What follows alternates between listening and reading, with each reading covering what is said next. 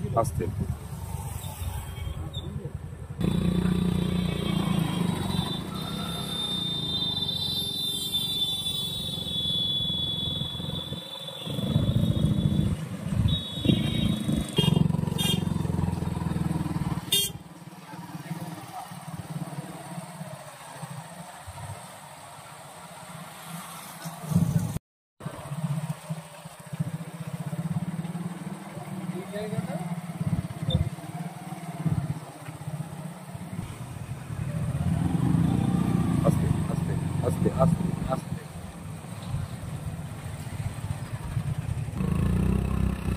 আস্তে আস্তে আস্তে আস্তে স্লো হোক।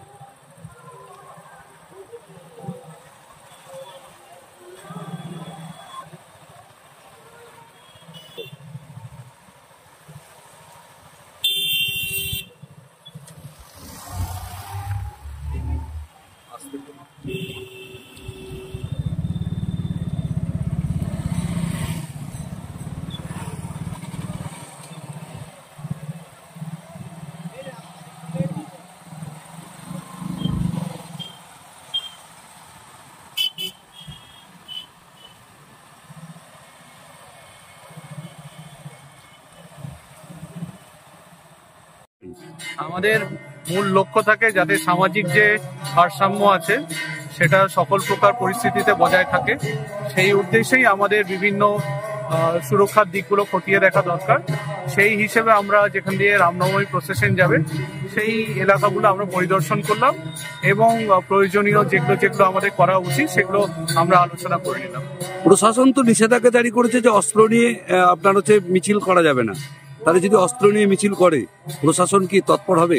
এইখানে আমাদের সামান্য আদালতের বিশেষ নির্দেশিকা আছে এবং এইখানে WBC-PCR এরও একটা বিশেষ নির্দেশিকা আছে।